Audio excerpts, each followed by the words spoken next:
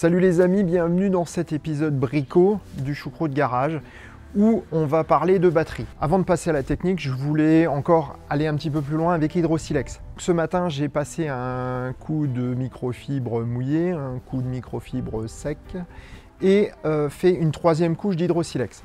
Je vous montre le résultat, c'est super propre, c'est vraiment très bien. Par contre, je me suis rendu compte d'une chose, c'est que vu la température extérieure, vous voyez, je porte la veste parce que franchement, il fait pas super chaud. Là, il doit faire 12-13 degrés maxi avec un petit vent. Le gros problème, c'est que ce matin, il faisait encore un peu plus frais.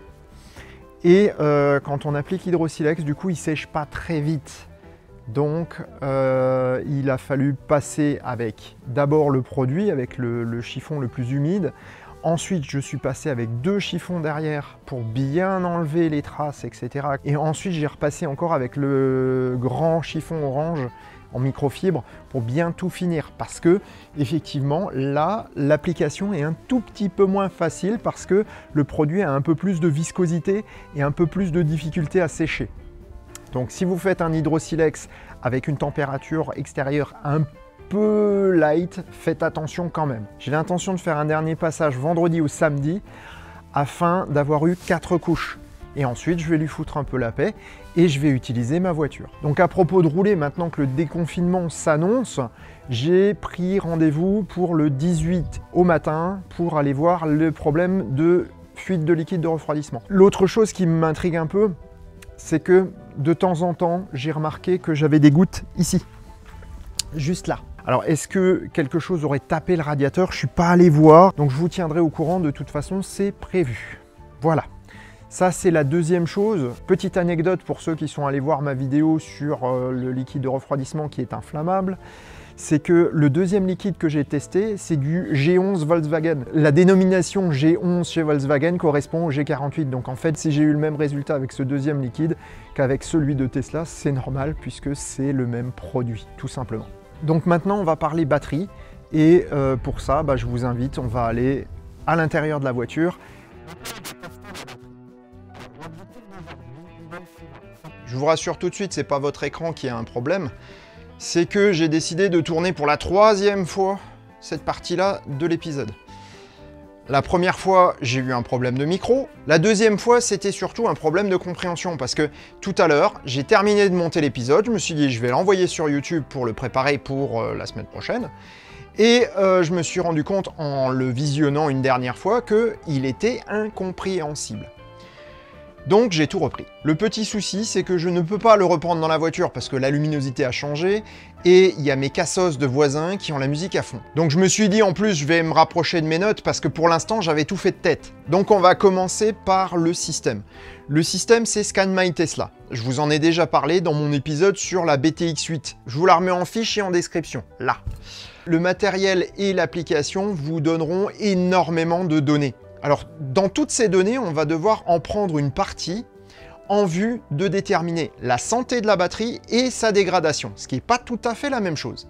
En effet, lorsque vous avez un moteur thermique par exemple, il peut être en très bonne santé, c'est-à-dire qu'il a été révisé régulièrement, qu'il fonctionne parfaitement normalement, mais il a déjà pas mal de kilomètres au compteur et il est un peu usé, il n'a plus tout à fait les performances du départ. C'est exactement la même chose sur les batteries. On va commencer par la santé de la batterie. Quelles sont les données dont on a besoin pour savoir si une batterie fonctionne bien ou non? En fait, on n'a pas besoin d'énormément d'informations.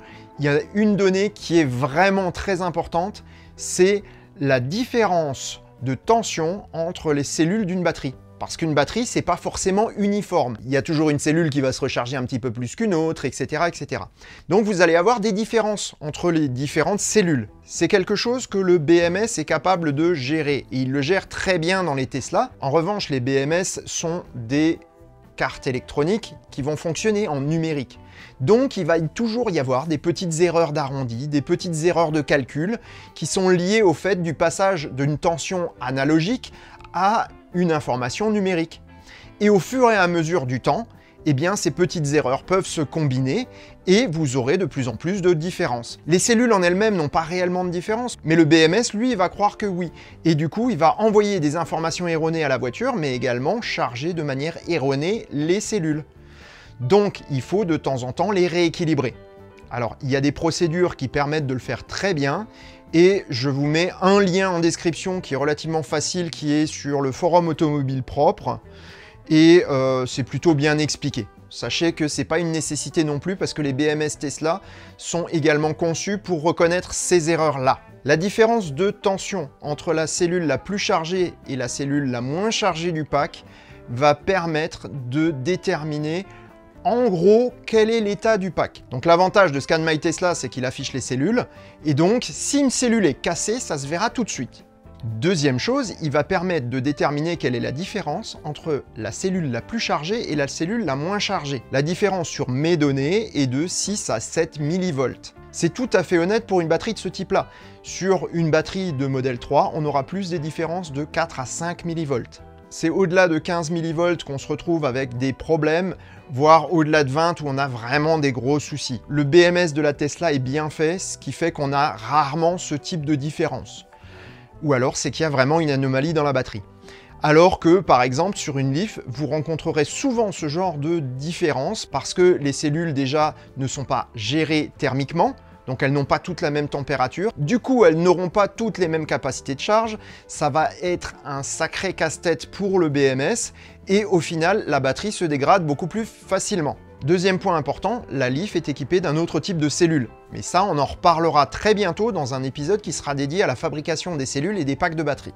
Donc l'affichage des tensions des cellules a permis de déterminer que la batterie est en bon état. Maintenant, on va déterminer la dégradation. De quelles données avons-nous besoin pour déterminer la dégradation de la batterie? On va avoir besoin en fait de données affichées au tableau de bord et on va avoir besoin des données de Scan My Tesla. En ce qui concerne Scan My Tesla, on va avoir besoin du Full Typical Range, à savoir l'autonomie théorique qu'on devrait avoir à 100% de charge du pack batterie. En l'occurrence, ici, je suis à 403 km. Deuxième donnée dont on va avoir besoin, c'est l'affichage de l'autonomie à 100% de la batterie sur le tableau de bord de la voiture. Là, la voiture, elle est chargée à 79% et elle m'indique 300 km d'autonomie. Soit je recharge à 100% et je vois ce que ça donne en réel, soit je fais une règle de 3. Donc je fais 300 km divisé par 79 multiplié par 100 et j'obtiens 380 km. Or, quand je charge réellement la voiture à 100% quand je pars, effectivement, je suis à 379, 380 dans ces eaux-là. Ensuite, il ne reste plus qu'à faire le quotient entre les deux, c'est-à-dire que je fais 380 divisé par 403 et j'obtiens 0,94. Ce qui veut dire que ma batterie a une dégradation de 6%. Est-ce que ça veut dire que tous les 52 000 km, je vais perdre 6%? Alors en fait, pas du tout, puisque les batteries vont perdre de la capacité au début. Il existe des sites qui ont recensé des centaines, voire des milliers de données de propriétaires de Tesla Model S et qui ont effectivement fait une courbe de dégradation. Aujourd'hui, je vois que je suis pile poil dans cette courbe de dégradation. Je peux estimer qu'à 200 000 km, j'aurais à peu près perdu 10% de la capacité de ma batterie. Ce qui est vraiment plus qu'honnête. Rien qu'avec ces données-là, je sais que ma batterie est en bonne santé et pas trop dégradée. Supposons que j'achète une voiture. Si je veux savoir comment la batterie a été utilisée, eh bien je peux le savoir grâce à Scan My Tesla. Parce que je connais le kilométrage de la voiture, bien sûr, mais il y a également le kilométrage de la batterie qui est indiqué. Donc je sais si la batterie a été remplacée ou non.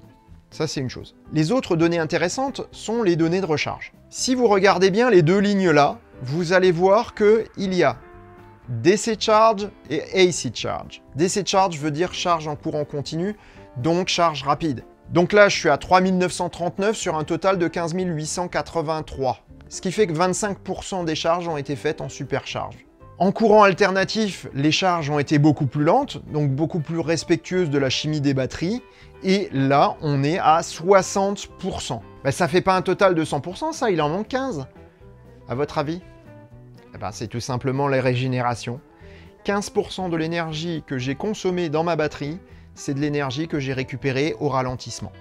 C'est la régénération au freinage. En théorie, ça voudrait dire que ma batterie est plus préservée qu'une batterie qui aurait été chargée en charge rapide tout le temps. Alors maintenant, qu'est-ce que ça implique en termes de durabilité?